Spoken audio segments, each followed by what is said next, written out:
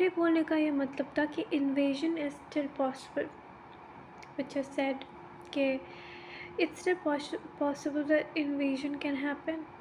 It just won't be physical. It the the amount of resources that we bring from other countries is a huge advantage to the other nations, and if we depend on it too much, then something like the invasion is possible. um, and I think that was a very educated response, and very well thought response also. But without even thinking about it, that person just said that हम लोग नहीं करने देंगे, we'll just we won't let it happen, we'll fight, we'll beat them up. And I was just like, yeah, but what if they know that they'll get beaten up? तो फिर उसके बाद वो आपको इन्वेड करने खुद थोड़ी आने वाला, like it's a little silly that people think that cultural invasion is a really, I think it must be the current thing that is bothering Indian government the most, because clearly we're using methods of communication which is not even our own, it's not inclusive. जो सारी बातें हम कर रहे हैं social media पे, it's basically it's leaking to the government of America and UK. And I'm not saying that they're gonna misuse it. I'm not saying that. I'm just saying that there's always that possibility, and that is exactly why we have government. That is exactly why the government is there, to protect us, and the government is protecting us. But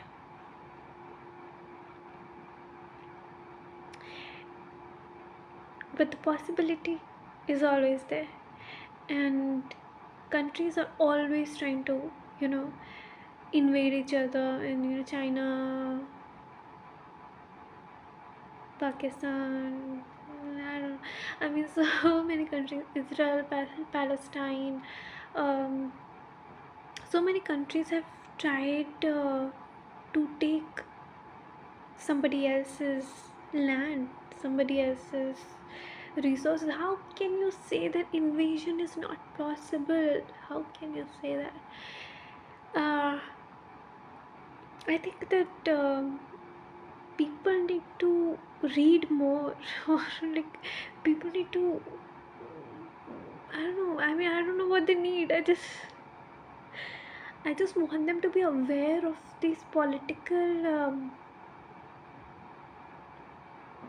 possibilities, to not mindlessly say that it's not possible and we're just gonna protect you. At least know, that there will always be a possibility. And I'm sure that person doesn't know about it, because the people that know about the mess ups that can happen in Indian government are always at a lot more. They're always alert, because well, they are the ones, they don't they don't have that confidence that, oh, I'm gonna protect the country. No, they know that there is a huge possibility that they won't be able to protect the country, because so many things can happen. It's not just, I mean, of course they have the confidence, but they don't boast about it. They can't boast about it. They know that they can't boast about it, because there is always a possibility. And the things that have happened in India. I was reading about it in the past 200 years was so unfortunate that I don't think that it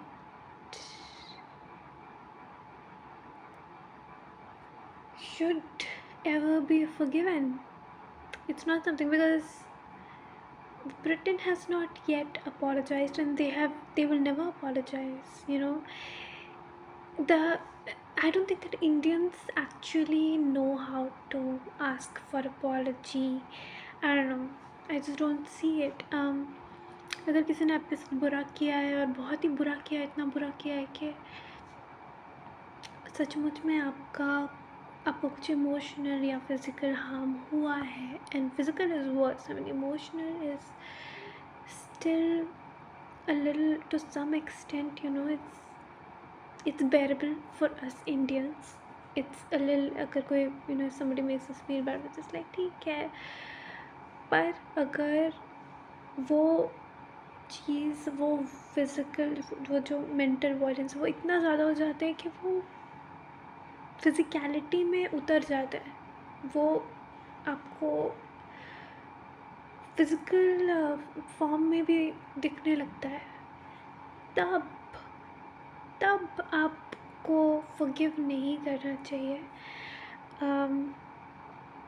that is the last alarm that you should know कि अब तो नहीं होना चाहिए, अब तो नहीं सह सकते. Similar thing Britain did with India, and I don't care about Britain. I don't care. I can speak the most cruel. I can call them dogs and shit. Like, I don't care about their image. I don't care about making them feel bad or hurting them, because did they did they did they care about hurting all of those people that died before 1947? And did they apologize for it? Did they teach their children that they invaded India? No, they didn't. No, they didn't. They have not yet, and they're sort of kind of proud about it. It's just in their culture, they feel proud that they invaded another country, much like Muslims and Islamists. Because these people, Christians and Islam, they believe that invasion is just natural, is something that comes to us. But we, and speaking from a Hindu perspective, we have never believed that invasion is something natural. I mean, of course, wars happened and all of those things happened, but the first country to preach peace and harmony, to teach the world that it's not okay to treat other people wrong, was us, I believe. I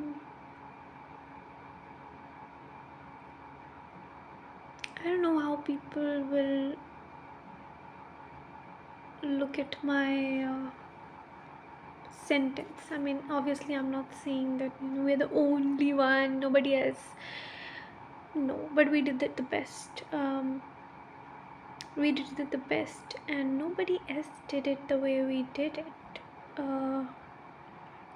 And it's so unfortunate that people don't know about it, and people don't know that we used to be the best. So anyways, we were very open-minded also. All of those things have left India now and it's shifted to the countries that are developed now.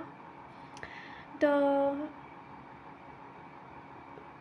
Indian subcontinents I would say they used to be the most rich, and therefore they used to be the most fulfilled, and therefore they used to be the most open-minded also, there were no there was no narrow-mindedness in India. There was just division because people were very very different coexisting, and there were it's much like today, people are still fighting in India. People are still like, oh, I don't like that neighbor, I don't like that person, I don't like that cousin, I don't like that auntie, whoever, we're just not uplifting each other, whatever the reason may be, whatever the reason may be, whatever the reason may be why you don't like somebody in your family. Community's strength comes from collaboration, and collaboration does not have to be something academic. It should be something that you practice everywhere. And the thing, this thing that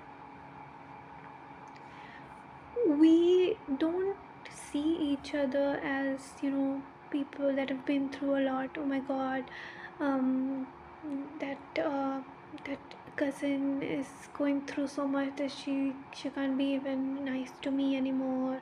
We don't see it like that. We just be like, she was so bad to me, I will just not, spare her. And although that is necessary, I mean, this um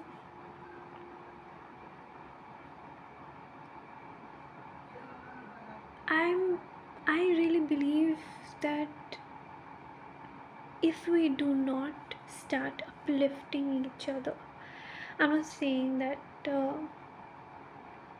uplifting somebody that is rude to you, it doesn't make sense. I'm just saying that uplifting somebody that is looking for upliftment, some like auto wala, or somebody really poor but is sweet. And I have seen so many times that Indians are not nice to them. That is where I think we're all going wrong. That is where we're all going wrong, because we need to be nice to them. We need to be nice to them, because you are really really downgrading them, and you are really really miscalculating, misunderstanding the power that they hold, um, just because somebody's from the street, just because somebody is a normal, worker or something like that, does not mean that they don't have power. They do. It's just a very different power. It's not educational. It's very practical, functional. It's very that kind of power. And we may be very oblivious to the world, but they're not. I really believe it, and it's my personal belief. I'm not saying that everyone has to believe it. I'm open to opinions. I'm open to facts and figures, because I don't see myself as somebody that knows everything. Um, and maybe I don't know. I'm not even trying to be perfect. I'm not even trying to sound perfect. It's just how I am. I don't know everything. There are some people that I know that they think that they know everything, and it's good for them. I don't think so.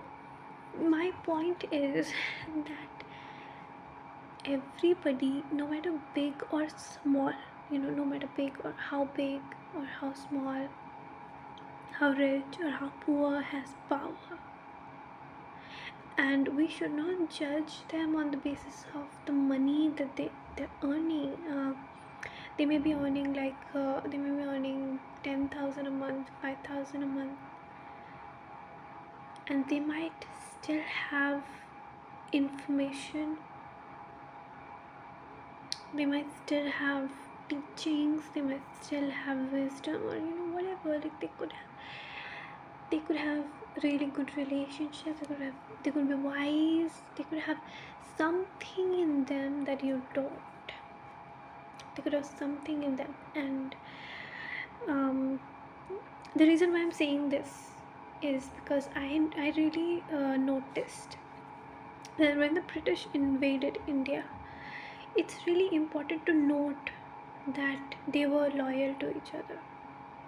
They were very loyal to each other. They did not give in their collaborative efforts to invade India, and that is why they were successful, because they were not willing to betray each other no matter what. Their collective philosophy was wrong, and they were willing to stand on it together. They were not, they were not saying, oh, look at him, he did this or he did that, he was wrong, that's why I couldn't do this. No, they didn't do that. They collectively acted upon one philosophy, upon one decision. And they were, no matter how much bribe, the Indians sometimes, to stop them, and as you can see in the movie Mangal Pandey, which I saw, and I realized that the Parsis tried to bribe the Britishers, but and it was a lot of money. And they still refused it, even though they were poor. Like, they were not that rich, and they still said that, "Oh, I'm really unwilling to take this bribe." And that is the reason.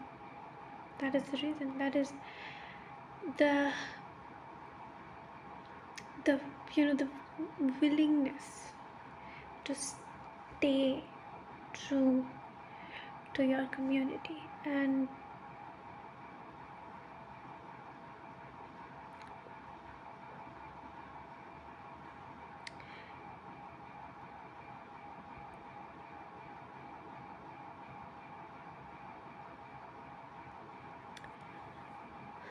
I think that the reason why India suffered was because of the differences that we created between each other.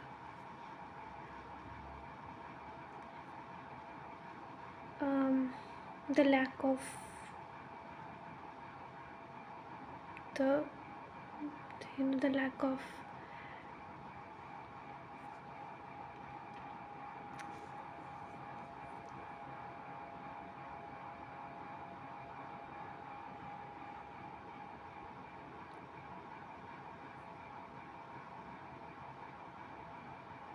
togetherness that we had.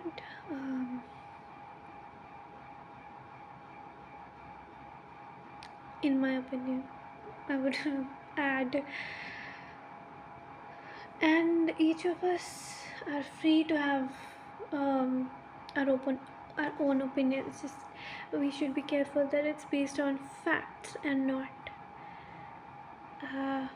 personal bias. And I think my opinions are always based upon some reliable information. It's not just oh, I thought that, I felt that. No, I always have the sources and everything. So but anyways, so I'm not gonna say that we are behind the Britain and we're behind America. It's not that. we're not behind anybody, but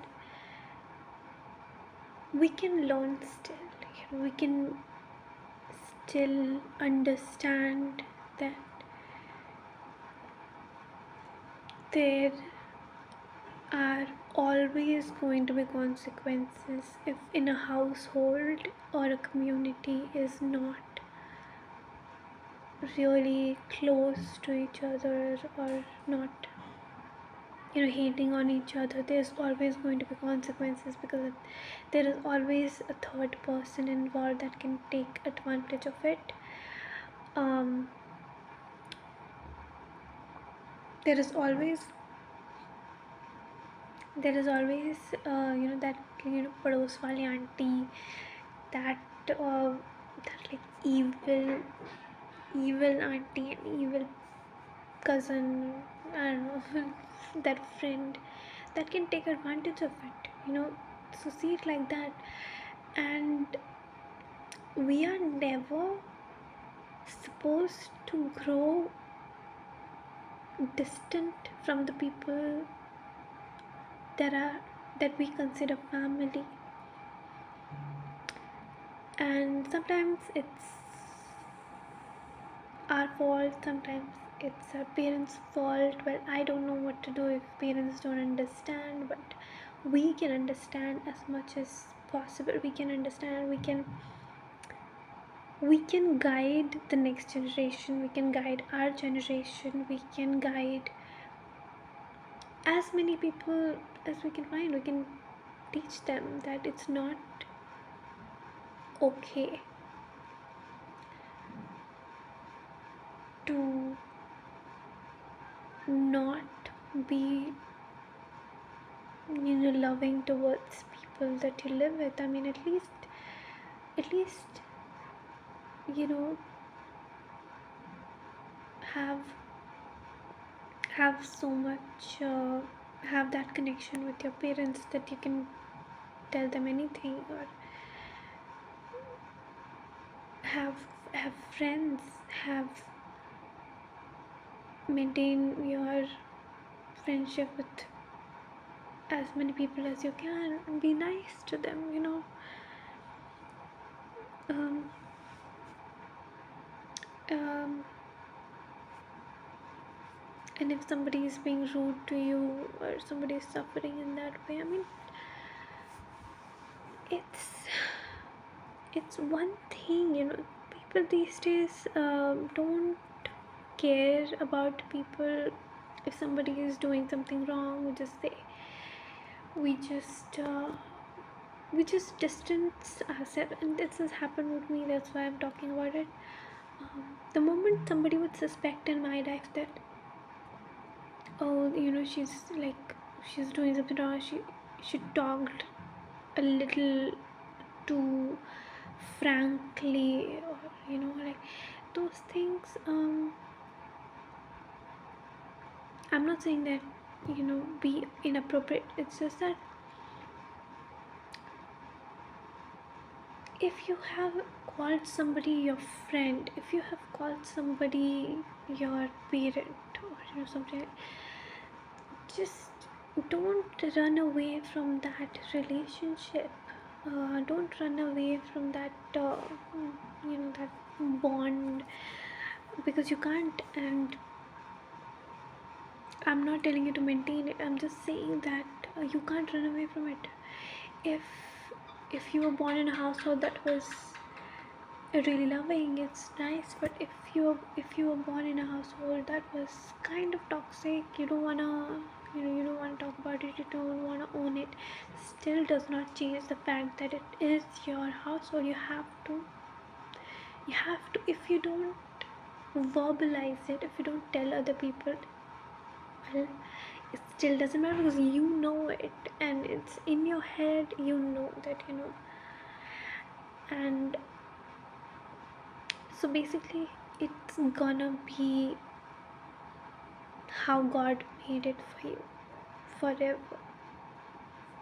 Doesn't matter if you don't want to accept your uncle, or if you don't want to accept somebody in your life. It does not change the fact that that person met you, that person is your relative, that person is something. Because whenever God gives you a responsibility of another person, it's very careful and it's very strategic. Because if He has given you somebody, maybe like imagine being somebody's son-in-law or something like that. God already knows that that place is something that you will never escape from anymore. Once you have created, once the universe has created a relationship, especially I'm talking about the blood relations that we have, they don't change. Your blood, it doesn't forget, and it carries influence also, genetics and all that. I don't know, it should also have cognitive effects, uh, and even in Vedic sciences, I believe that it is told that uh, blood relations are something that cannot be changed. Of course, people take it very literally. It's not supposed to be taken that literally. But my point is that stop running away, like stop, just stop and improve your city, improve your house. I mean, if everyone in India stopped caring about other people for once and did what was the best, the best thing for them and their family, um, they would go a long way. And understand that sacrifice is not okay. Uh, it doesn't make sense that you sacrifice something. Just don't sacrifice at all for anybody. It's not a good time. The 21st century is not supposed to make you sacrifice something. It's supposed to make you really viciously passionate about something, um, and so passionate that you end up being really successful, and you end up in a place where you should be. I mean, you dreamt about, people only dreamt about. And I've seen that happen with people, and it well, I don't know, like I don't know how to inflict hope upon Indian people. For those who have lost it, I'm not talking about people that have not lost it, but there've been so many people that don't even hope, they don't even think that it's possible for them, because there are so many problems. Like, I know this person that went through a horrible childhood because he had to take care of his sick father. He had schizophrenia, and he had all his childhood. He only did that, he only took care of his father. And after that, when I became friends with him, he could not. Well, I'm saying friends, but you know what I mean, right? So um so basically, what happened was that he wasn't able to connect with me anymore. He wasn't able to be nice to me. And in a country that is developing, it's not developed yet. We don't have all of those resources that other countries have. We cannot say, and even after the country is developed, we cannot say that this person is toxic because people are toxic.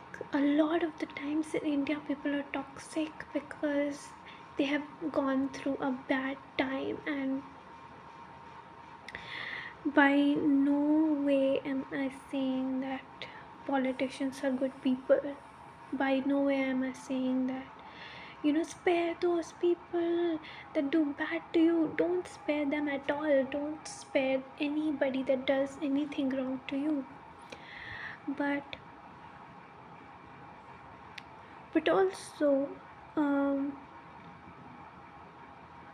understand that India is losing its human resource. I'm not talking about any other resource. The physical resources are okay, but the human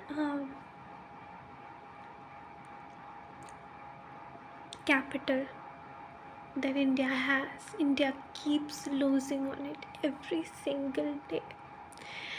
And this also brings me back to the fact that every single minute somebody commits suicide. It's very sad. Um,